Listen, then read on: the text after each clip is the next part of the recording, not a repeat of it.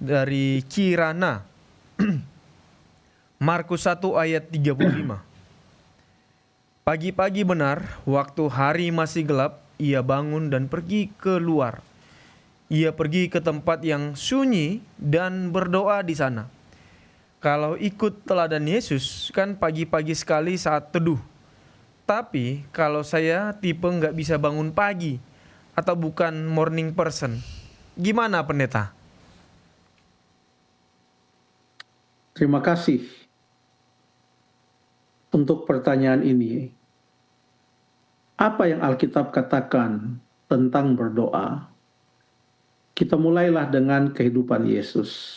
Betul, di dalam ayat ini dikatakan pagi-pagi benar, artinya sudah lewat tengah malam, tapi sudah pagi, belum juga terang, hari masih gelap.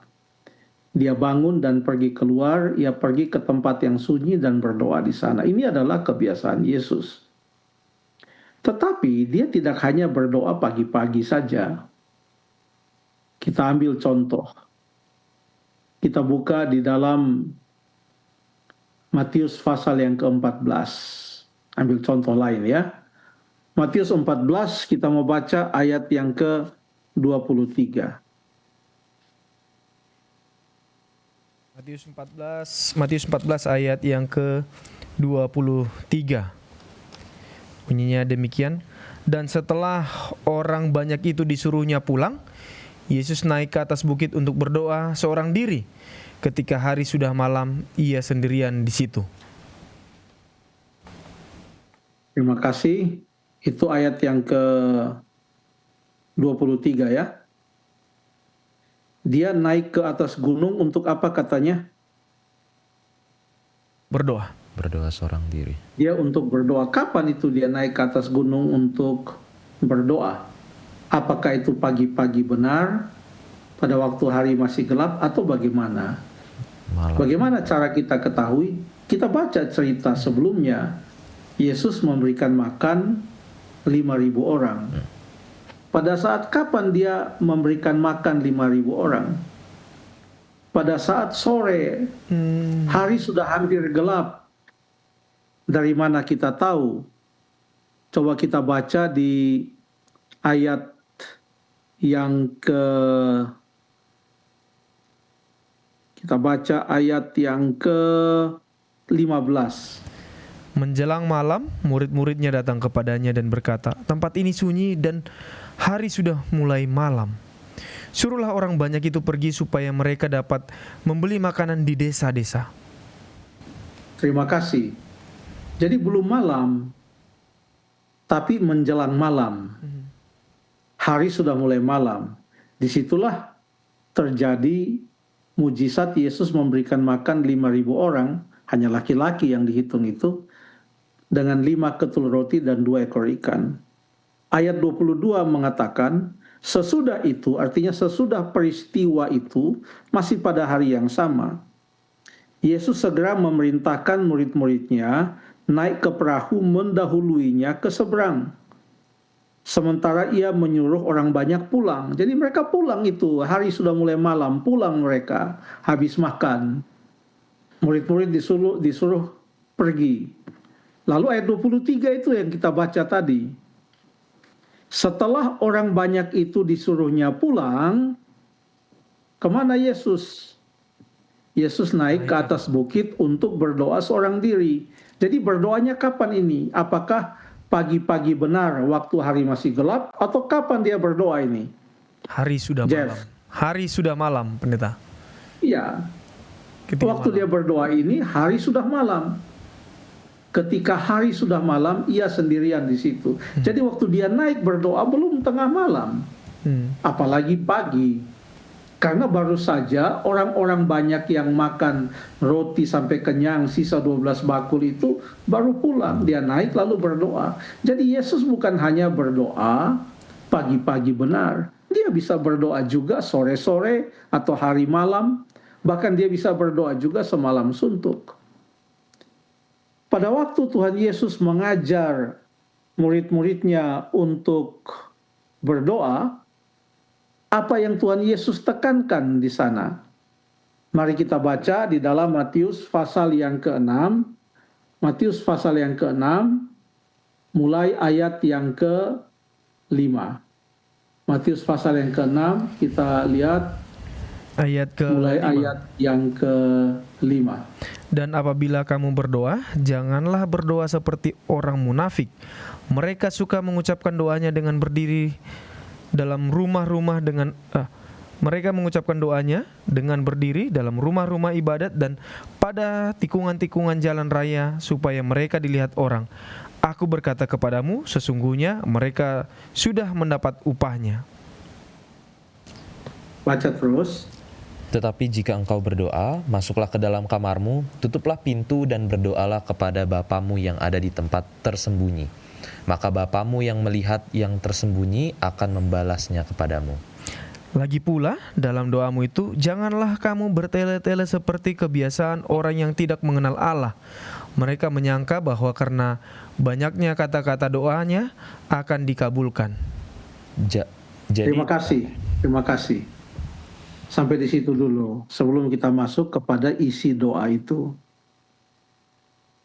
Yang dikatakan di sini, apabila kamu berdoa, jangan berdoa seperti orang munafik. Jadi yang ditekankan bukan waktu berdoa, tapi cara berdoa.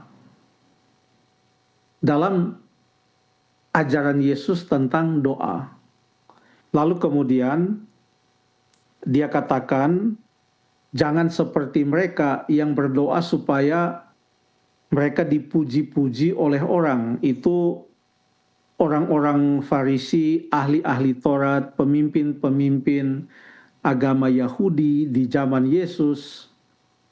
Mereka kalau berdoa, mereka mau pastikan bahwa ada yang lihat atau enggak. Mesti ada yang lihat. Nah, kalau ada yang lihat, mereka berdoa. Di sudut-sudut jalan, ya, di tikungan-tikungan jalan, supaya dilihat orang. Yang diajarkan Yesus adalah bagaimana sikap berdoa dan apa motif berdoa. Itu yang ditekankan di sini. Lalu ayat yang ke-6, tetapi jika kamu berdoa, artinya kapan saja kita berdoa, apalagi ini doa-doa pribadi, ini bukan lagi berbicara tentang doa di rumah ibadat. Ada juga ajaran Yesus tentang doa di rumah ibadat. Tapi ini tentang doa pribadi. Jika engkau berdoa, masuklah di dalam kamarmu, tutuplah pintu dan berdoalah kepada Bapamu yang ada di tempat tersembunyi, maka Bapamu yang melihat yang tersembunyi akan membalasnya kepadamu. Katanya, jikalau engkau berdoa, itu singular. Kalau kamu seorang diri itu berdoa, berdoalah untuk memastikan bahwa tujuan doa itu adalah hubungan kita pribadi dengan Allah, bukan dengan tujuan dipuji oleh orang.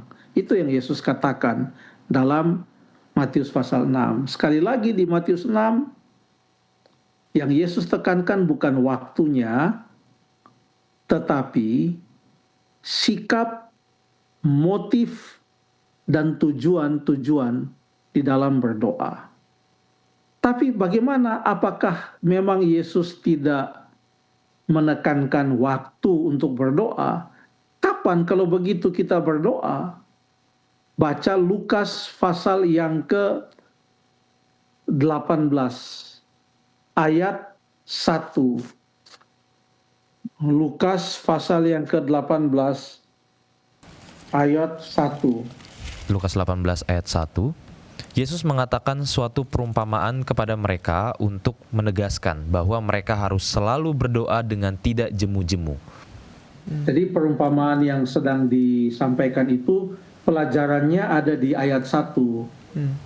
Tujuannya adalah mengajarkan supaya berdoa dengan tidak jemu-jemu. Apa artinya berdoa dengan tidak jemu-jemu? Terus berdoa.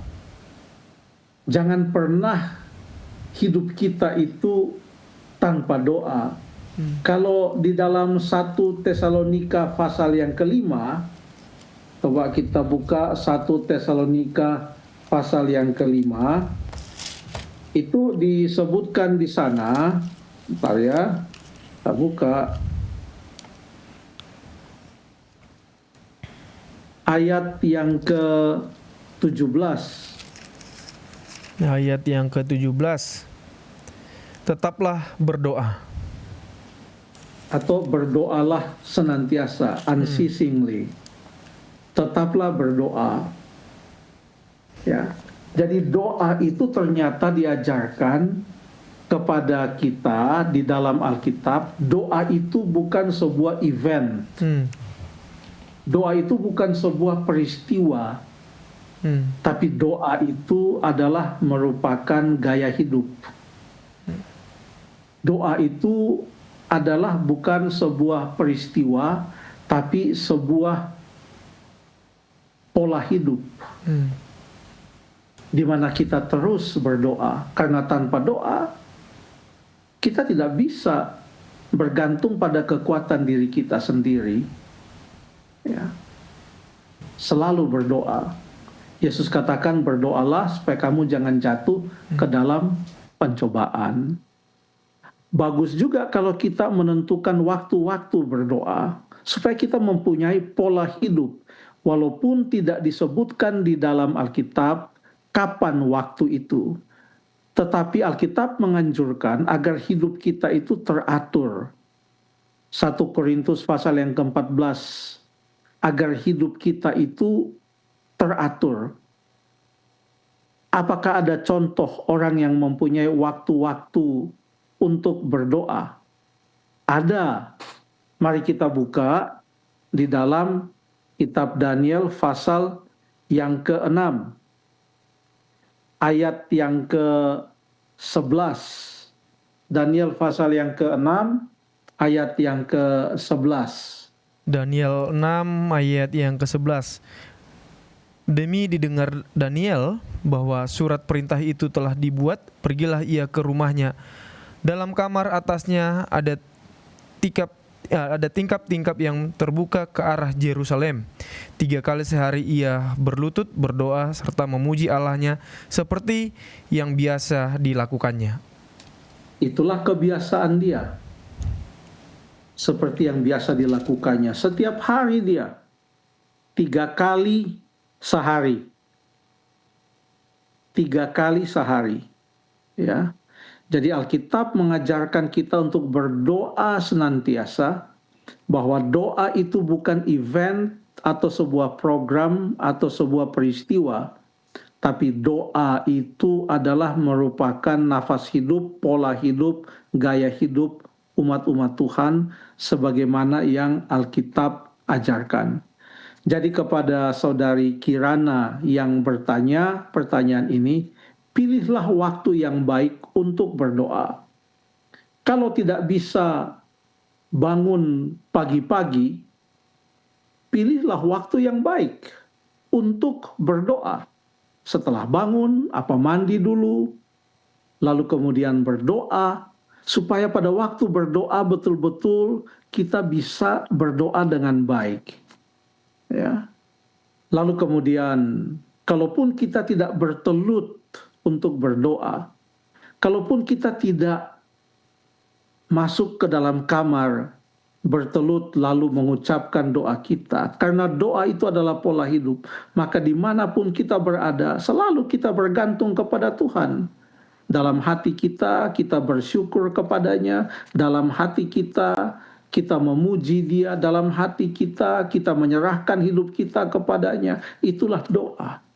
Karena doa adalah ungkapan hubungan kita, bentuk hubungan kita dengan Tuhan, dari kita kepada Tuhan. Ya. Terima kasih.